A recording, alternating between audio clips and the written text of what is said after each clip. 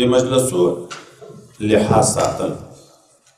حضرت پیغمبر صلی الله علیه وسلم یې څوک چې چاته خبره کوي د خبرې په وخت کې داسې وګوري، نو ته پوه شه چې د ده مطلب دا ده چې دا خبره پټول پکار دی چې بل څوک یې وانه اوري. که صریحي درته وویلې چې په تا دې دا امانت وي چاته ونه ویایې، هلته خو ضرور ده چې ته به دا خبره چاته نه کړي. خو که صریحي ونه ویلې خو تا سره په خبر لګیا ده، یو خواته بلې خواته ګوري، نو دغه نه معلومیږي دلالتاً چې د دغه په خبرې پټوالی مطلب ده، دا به بیا چاته نه کړي. یو قول.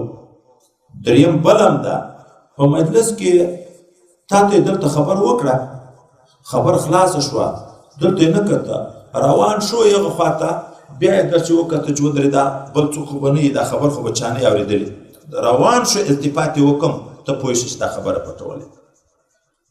راز ساتل پټول د خبرو دا ضرور ده، خو هغه صورت کې نه ده ضرور چې دا یې د خبره مبزي شر د مسلمان دی.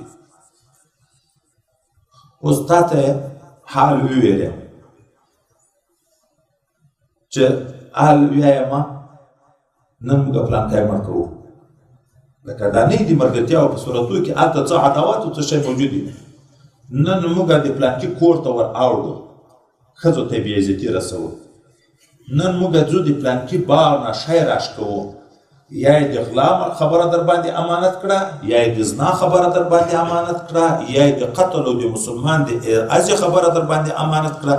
دلته امانت نشته، په تا ضرور ده چې هغه سړی به خبره یې. ولې مخکې موږ تاسو ویلي وو مسلمان د مسلمان ورور ده، نه به ظلم پکې خو ولا یخذلهو، داسې خو به هم نه کړي چې بل ظالم ته ورپرېږدي.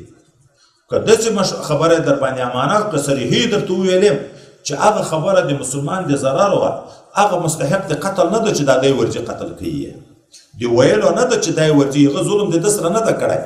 اوس نو په تا باندې ضرور ده چې هغه ته به خبر ورکړي.